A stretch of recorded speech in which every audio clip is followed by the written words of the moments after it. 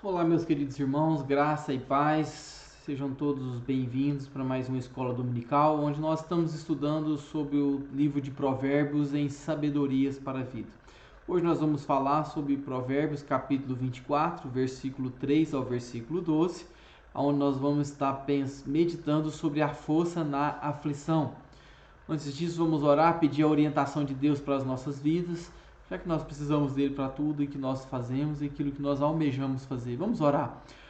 Senhor Deus, em nome de Jesus, nós nos entregamos diante do Senhor.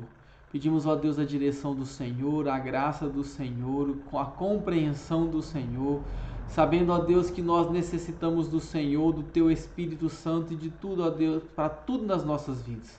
Abençoe-nos, Deus, guarda os nossos dias e que nós possamos, ó Deus, sermos edificados pela Tua palavra. Em nome de Jesus. Amém e amém. Provérbios, capítulo 24, versículo 3 ao versículo 12. Você pode abrir sua Bíblia aí conosco, para que você possa, então, nos acompanhar na leitura. Provérbios, capítulo 24, versículo 3 ao versículo 12. A palavra do Senhor nos fala assim: com a sabedoria edifica-se a casa, e com a inteligência ela se firma. Pelo conhecimento se encherão as câmaras de todas as sortes de bens preciosos e deleitáveis. Mais poder tem o sábio do que o forte, e o homem de conhecimento mais do que o robusto. Com medidas de prudência fará guerra, na multidão de conselho está a vitória. A sabedoria é alta demais para o insensato. No juízo, a sua boca não terá palavras. Ao que cuida em fazer o mal, mestre de intrigas lhe chamarão. Os desígnios do insensato são pecado, e o escarnecedor é abominável aos homens. Se te mostras fraco no dia da angústia, a tua força é pequena. Livra os que estão sendo levados para a morte, e salva os que cambaleiam indo para serem mortos. Se disseres, não o soubemos, não o perceberá aquele que pesa os corações? Não o saberá aquele que atenta para a tua alma? E não pagará ele ao homem segundo as suas obras? Então, esse é o nosso texto da nossa meditação de hoje. Nós então estaremos pensando sobre a força na aflição. E se nós pensarmos nesse texto aqui, mais uma vez o sábio lembra o jovem de que é proibido invejar os pecadores e também se associar a eles. A proibição pressupõe um mundo moralmente transtornado, o qual ele deve ser evitado, e não só evitado, ele também deve ser confrontado. Hoje nós estamos vivendo um período onde as pessoas querem ser politicamente corretas, mas elas acabam sendo também absurdamente omissas, porque elas não querem confrontar esse mundo que precisa ser confrontado porque está moralmente perdido. E o jovem, segundo o sábio, ele deve usar a sua energia para servir a comunidade e não para destruir ela. O sábio ele faz aqui um alerta apontando o castigo que guarda os malfeitores, mostrando isso, fazendo um contraste com as recompensas reservadas aos fiéis. Os fiéis serão recompensados, enquanto isso, aqueles que fazem o mal serão julgados, se não aqui, no porvir, quando o Senhor for julgar todas as coisas. O alerta é dado aqui nesse sentido, para que ele impedir que o filho então tome uma atitude errada e acabe então como um desses perversos, andando por caminhos errados e formando grupos que praticam a violência, como nós temos visto em vários lugares, em vários tempos da nossa sociedade, onde os jovens estão entrando por caminhos errados, juntando com amigos também que estão com a consciência errada, com ideia errada, e se afastando do caminho do Senhor e praticando crimes hediondos. Enquanto os pecadores saqueiam e os enganadores prosperam, os retos, como diz o profeta Abacuque, eles vivem pela fé. E eles agem em benefício do fraco e do necessitado. Pensando um pouco nisso, a primeira coisa que o texto nos fala aqui, versículo 3 e versículo 4, é edificando e mobiliando a casa. Versículo 3 e versículo 4 nos fala assim: com a sabedoria edifica-se a casa e com a inteligência ela se firma. Pelo conhecimento se encherão as câmaras de toda sorte de bens, preciosos e deleitáveis. A riqueza, nós vemos no texto aqui, ela deve ser acumulada por meio da sabedoria e não saqueando os outros. É o que nos diz aqui, que está dizendo que já o versículo 1 e o versículo 2, o versículo nós não lemos, né, mas ele tem a ver com isso também. É possível que haja aqui uma alusão à advertência acerca dos pecadores, lá daquele texto de Provérbios, capítulo 1, versículo 10 a 19, que nós falamos, a segunda a menção que nós fizemos de Provérbios.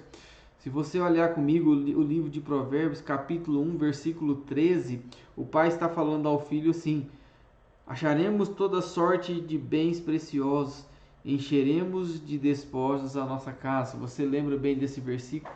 É o pai falando ao filho o que os bandidos ou os criminosos, ao convidarem eles para participarem de algum crime hediondo, dizem para esse jovem: olha, acharemos todas as sortes de bens preciosos, acharemos despojos em nossa casa. Ou seja, uma forma de ganhar dinheiro fácil.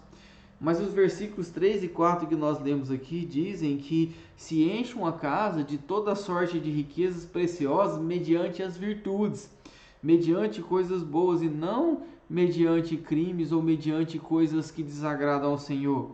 As semelhanças sugerem que a intenção de Salomão era então reforçar esse contraste entre edificar e mobiliar uma casa por meio da sabedoria e não invejando os pecadores nem prejudicando a outros. Veja que ele é muito prático na instrução que ele dá aqui ao filho. Os versos aqui 3 e 4 servem como uma introdução de tudo que está sendo dito e passa logo de admoestação para uma declaração que, segundo os primeiros versículos aqui, apresenta como palavras-chave sábio e sabedoria. Versículo 3, versículo 5, versículo 7, depois em diante vem falando. Os dois versículos são ligados pelo uso das palavras sabedoria, inteligência e conhecimento, que é o que vai então de trazer toda a dinâmica do texto que nós lemos. Os mesmos agentes, esses, né, sabedoria, inteligência e conhecimento, são os mesmos agentes apresentados na mesma sequência empregada pelo Senhor quando estabeleceu o mundo. Se você lembrar lá de Provérbios capítulo 3, versículo 19 ao versículo 20, essa é os mesmos agentes na mesma sequência que o Senhor usa: a sabedoria, a inteligência e o conhecimento. E essa semelhança, ela nos sugere algumas coisas. E a mais importante delas, talvez, é que existe uma ligação entre o microcosmos, que aqui no caso é a nossa casa, com o macrocosmo, que é o mundo, que é tudo aquilo que o Senhor criou. E esse dito acerca da propriedade material também exemplifica o valor da sabedoria para a prosperidade espiritual, ou seja, tem ligações entre elas. Os paralelos aqui do versículo 3, ele intensifica a formação da casa, que ele sai de uma casa para edificar e depois logo em seguida para firmar, ou seja, uma casa que é edificada e é então firmada, é estabelecida, indicando aqui que as palavras do provérbio inicial, o enfoque é não só sobre o meio de se edificar, mas a forma como ela é edificada, que parte do princípio da sabedoria e do conhecimento. Ou seja, porque quando nós pensamos isso, uma casa ela só pode ser edificada sobre a sabedoria revelada e sustentada pelo Senhor. De outra forma, ela jamais será edificada. De outra forma, ela é como um palácio de neve construída no inverno, que quando chega o verão e chega o sol escaldante, logo vai se derreter. Nos faz inclusive nos lembrar que no final do Sermão do Monte, Jesus então ensinou a diferença sobre aquele que ouve e pratica a palavra do Senhor com aquele que não pratica a palavra do Senhor. E naquele momento ele fez uma parábola falando entre um homem prudente e um homem insensato. Segundo ele, o homem prudente é aquele que construiu sua casa sobre a rocha, e que quando veio as calamidades, veio as dificuldades, veio as lutas, essa casa então resistiu aos ventos, resistiu à força do mar e resistiu às dificuldades. Enquanto o homem insensato é aquele que construiu a sua casa sob a areia, mas que quando veio a dificuldade que vem para todo mundo, a sua casa então foi totalmente destruída. A princípio todas as duas casas eram bonitas, a princípio todas as duas casas eram fortes, mas ela realmente só mostrou sua força quando ela então enfrentou a crise e a dificuldade. E nossa casa só vai resistir às lutas, às crises, às dificuldades, quando ela então for construída sobre a sabedoria e sustentada sobre o conhecimento do Senhor. O homem que conhece a verdade reúne forças para enfrentar as batalhas da vida. Enquanto aquele que não conhece a verdade do Senhor, quando vem as batalhas da vida, quando vem as crises, quando vem as pandemias, quando vem os desempregos, quando vem as enfermidades, ele então desmorona. Provérbios 24, versículo 4, restringe a casa aos seus cômodos, ou seja, ele ainda vai entrando mais ainda a fundo naquela casa. E ele fala que ela se edifica, ela se fortalece e ela se encherá. O enfoque continua sendo os agentes, pelo conhecimento e sabedoria. Além do que, ele caracteriza o resultado da conquista, com toda sorte de bens preciosos e deleitáveis. Então, a primeira coisa que nós vemos nesse texto aqui é edificar a casa e mobiliar. Com o quê? Com sabedoria e conhecimento. A segunda verdade que nós vemos aqui na força, na aflição desse texto, é alcançando a força e traçando estratégias. Versículo 5 e versículo 6. Eu vou ler novamente com os irmãos. Nos falam assim: mais poder tem o sábio do que o forte, e o homem de conhecimento mais do que o robusto. Com medidas de prudência farás a guerra, na multidão de conselheiros está a vitória. Aqui nós partimos para o segundo provérbio, digamos, dessa porção da palavra de Deus. E o segundo provérbio chama a sabedoria por inferência, para que ela equipe alguém com força e estratégia. Força no versículo 5, estratégia no versículo 6. E ambas são necessárias em qualquer empreendimento, principalmente numa guerra. E quando nós estamos em crise, nós entramos numa guerra. Percebam a repetição de algumas palavras, por exemplo, sabedoria e sábio, versículo 3a e 5a, e também da palavra conhecimento no versículo 4a e 5b, que sugere que os seus três agentes de sucesso, no versículo 3 e 4, recebam um acréscimo de suas virtudes derivadas. Poder, força, nós podemos dizer assim, e prudência, e também estendendo para uma multidão de conselheiros. Percebam então que sabedoria e conhecimento recebem então as suas virtudes: poder, prudência e multidão de conselheiros. Tanto a força do soldado, quando nós pensamos então em guerra, tanto a força do soldado quanto a estratégia do general são indispensáveis para a guerra. Estratégia sem soldado para trabalhar ou para lutar não vale nada. Só o soldado lutando sem uma estratégia do general também é guerra perdida. Assim é nas nossas vidas, assim é na nossa igreja, assim é nos nossos empreendimentos. A sabedoria, ela fornece uma armadura completa para a vitória sobre o inimigo que ataca a casa do homem sábio. Por detrás da sabedoria se encontra o próprio Senhor, que é o que nós vemos em Provérbios 16, 1, 3 e 9, Provérbios 19, 21, Provérbios 20, 24, Provérbios 21, 30, 31, mostrando que sempre o Senhor está por trás por essa sabedoria. o provérbio aqui, ele acabou fazendo uma alusão à guerra, mostrando que a guerra funciona aqui como um paradigma para nos mostrar como nós devemos agir, ou como o homem age em situações hostis, em situações de dificuldades.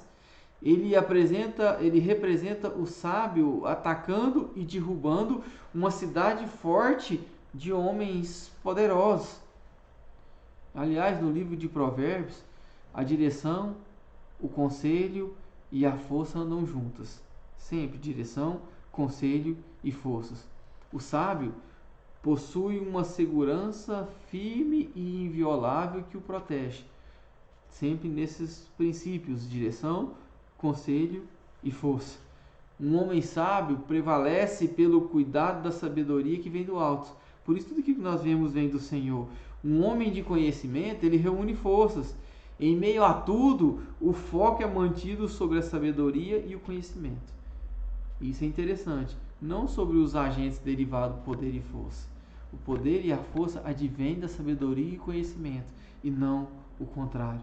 O conhecimento e a sabedoria são essenciais para o sucesso em qualquer área das nossas vidas e nos dá força para superar nos momentos de aflição.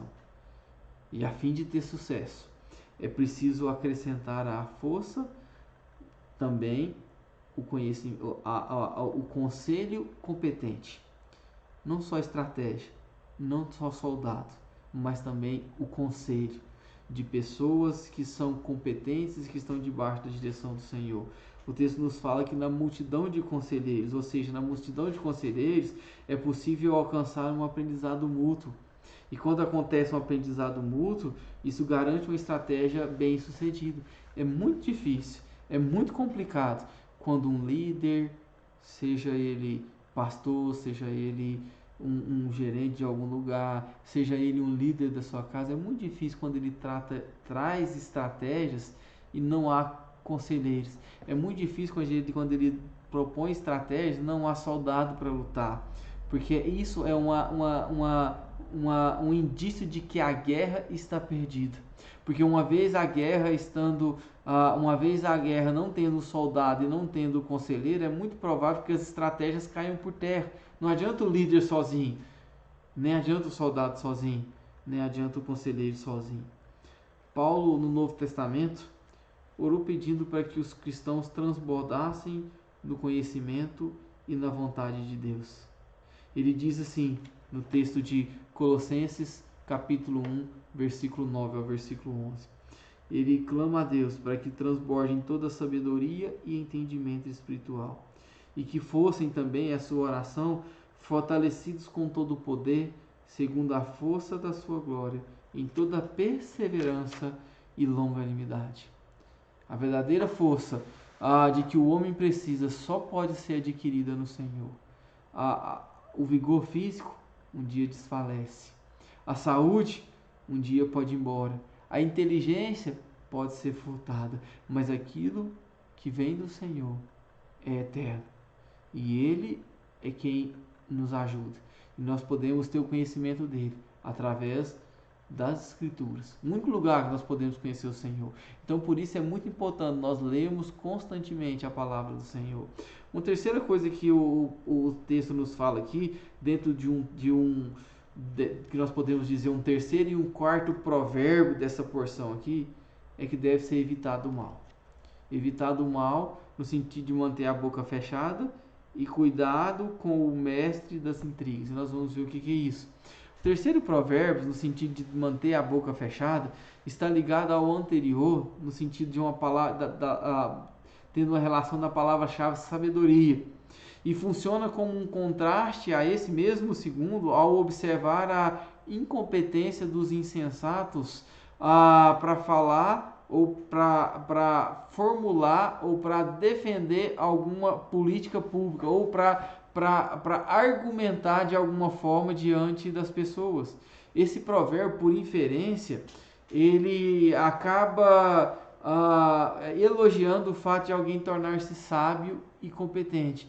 Quando ele faz isso, ele faz advertindo para não ser insensato e incompetente. O livro de Provérbios faz muito isso. Ao falar o que não deve fazer, por inferência ele fala aquilo que se deve fazer. A sabedoria, segundo o texto aqui do versículo 7, eu vou ler ele, diz assim: a sabedoria é alta demais para o insensato.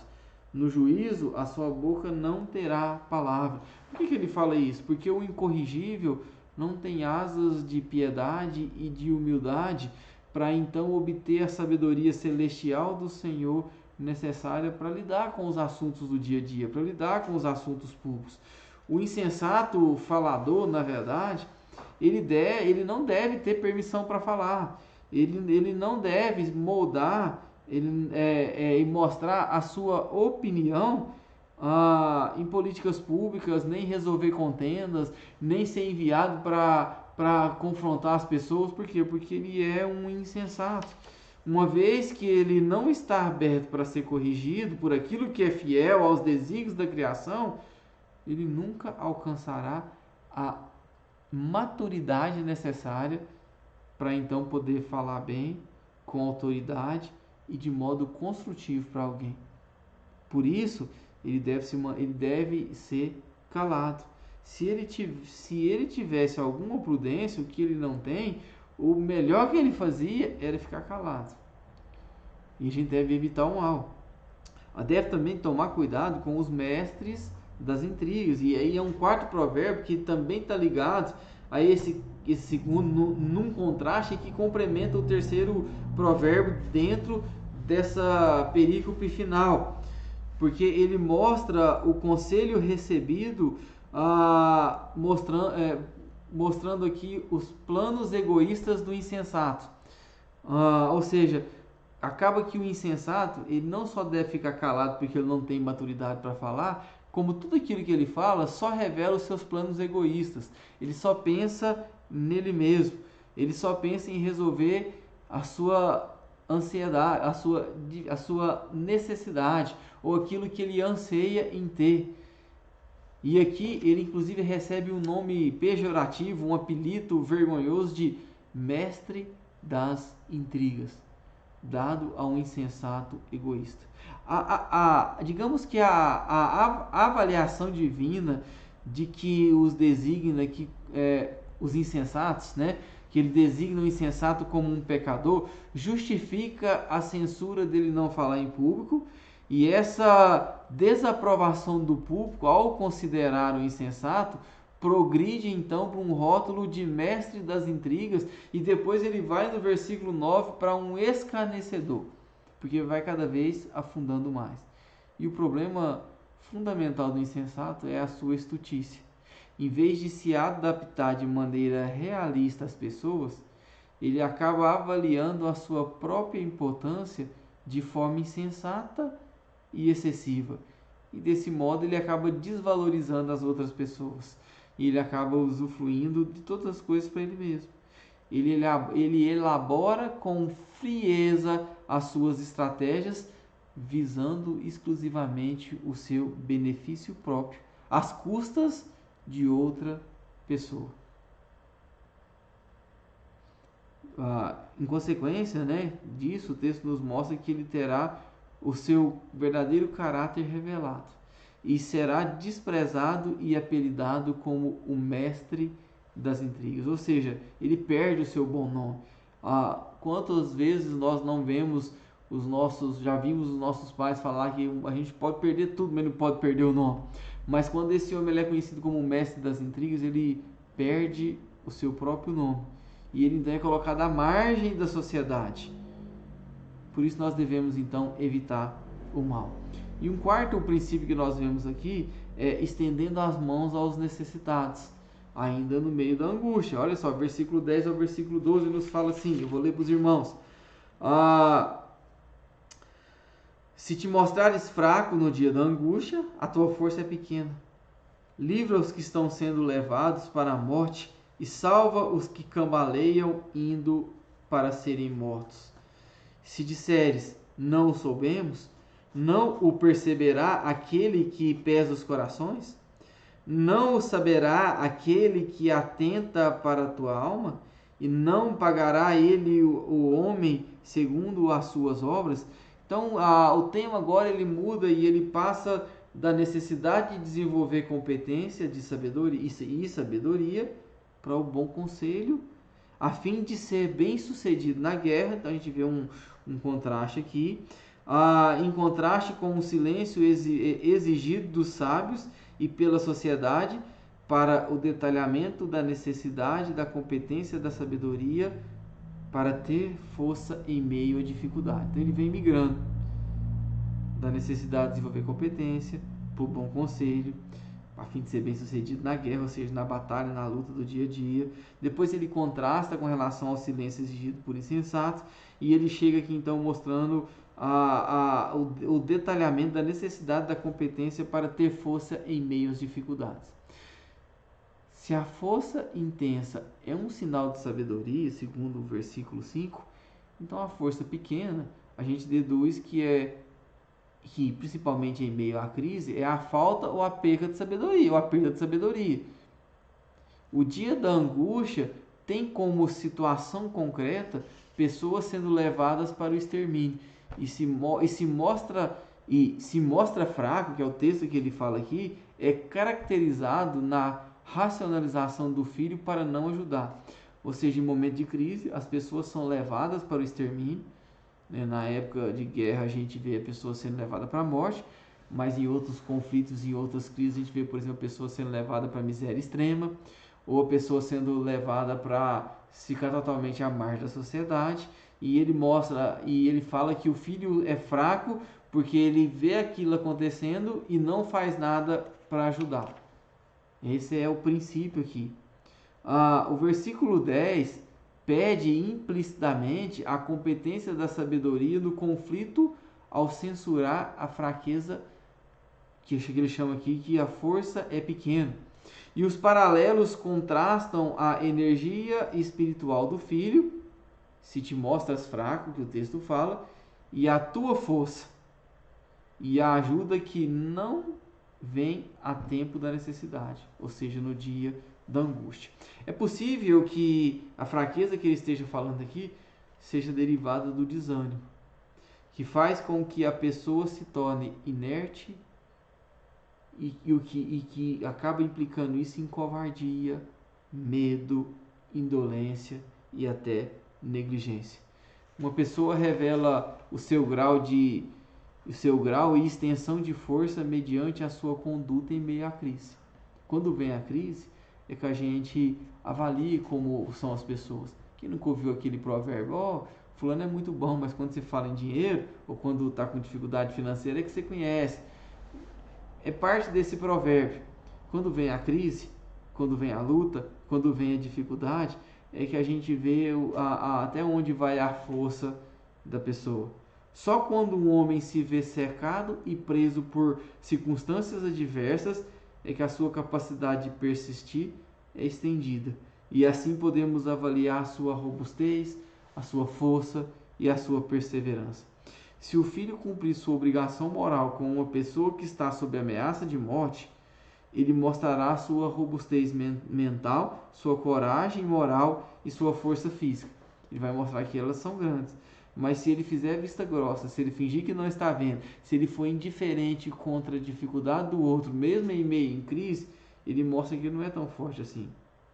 E Deus não o desculpará por sua falta de determinação, sua falta de firmeza e a sua coragem de fazer aquilo que é certo.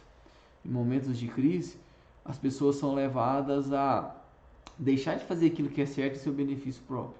E é aqui que o sábio mostra a diferença.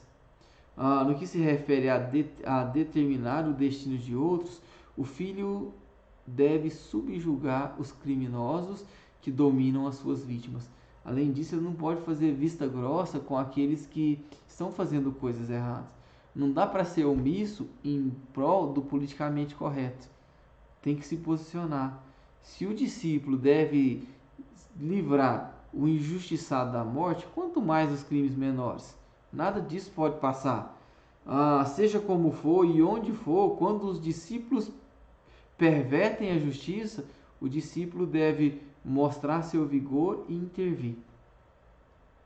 Intervir de forma firme, seja um discípulo, seja um não crente, seja quem for. Por quê? Porque não pode ignorar a justiça, ou a injustiça, perdão. O versículo 12 sustenta que alegar ignorância para deixar de proteger as vítimas inocentes não vai dar certo. Sabe aquele que fala assim, eu finjo que eu não estou vendo e vou ficar na minha para não trazer problema para mim, que é melhor assim, e deixa a pessoa se virar para lá? Isso não passa impune, porque o versículo nos mostra aqui que o Senhor vê todas as coisas e que Ele vai dar a paga aquilo conforme cada um faz. Em resumo, se nós pudéssemos resumir aqui, ao contrário do covarde passivo, o soberano onisciente e onipresente fará justiça. Aquele que se omite acaba sendo covarde, acaba sendo passivo, acaba agindo de forma que não deve agir. E ele acaba então não agindo de forma bíblica no momento de aflição. Se o filho fechar os olhos para as vítimas e não fazer nada para mudá-lo ou ajudá-lo, o protetor da vida fechará os olhos para ele em sua crise. E quanto a isso, nós não temos dúvida nenhuma. Que o crente não lave suas mãos face a tanta injustiça. Que nós não sejamos daqueles que simplesmente viram as costas e deixam a injustiça acontecer para não se expor. Tanta injustiça cometida nesse mundo. Tantas pessoas sendo covardemente acusadas daquilo que não fizeram. Tantas pessoas sendo maltratadas, tantas pessoas não tendo o seu direito. Nós não podemos nos aquietar e ficar calados quanto a isso, fingir que nada está acontecendo. Uma igreja, para ser relevante na sociedade, ela não tem que simplesmente somente ser bíblica, ela precisa ser bíblica, ela não pode deixar de ser bíblica, mas ela tem que ser bíblica lutando contra a injustiça social, se posicionando, colocando a sua cara a tapa, não ficando apenas fingindo que nada está acontecendo. O que nós concluímos com isso tudo? Que Provérbios 24, versículo 3 a versículo 12, motiva o filho a se apropriar da sabedoria que lhe dará força e estratégia em meio ao conflito. Além disso, motiva-nos a se apropriar dessas virtudes. Fala da incompetência do insensato de planejar estratégias com sabedoria, porque o insensato não consegue fazer isso. E rotula um insensato como alguém a ser ignorado. Ao se apropriar da força vigorosa da sabedoria, o jovem estará apto não apenas para suportar as lutas, mas também para livrar o fraco e o necessitado da aflição de morte. A palavra de Deus tem sido a base para muitos cristãos. E a pergunta que eu faço para você é: ela tem sido base no qual você tem construído sua vida? Ela tem sido o alicerce a qual você tem construído a sua casa? Seja prudente e fique atento no ensino das Escrituras, porque só ela pode te dar força para resistir no momento das lutas. Que Deus abençoe as nossas vidas, que Deus nos guarde, que Deus nos dê sabedoria, que Deus nos faça adquirir o conhecimento do Senhor, que Deus nos faça ser servos fiéis a Ele. Vamos orar ao Senhor. Senhor, nós te glorificamos, nós te exaltamos e nós te engrandecemos. Pedimos, ó Deus, a direção do Senhor, pedimos, ó Deus, a graça do Senhor para as nossas vidas. Que o Senhor, ó Deus, nos abençoe. Que o Senhor, ó Deus, nos dê sabedoria em momentos de crise igual nós estamos vivendo. Que nós possamos, ó Deus, ser crentes fiéis e possamos, ó Deus, proclamar o seu nome, mesmo em momentos como esse. Em nome de Jesus. Amém e amém. Que Deus te abençoe ricamente. Que dê uma boa semana, em nome de Jesus.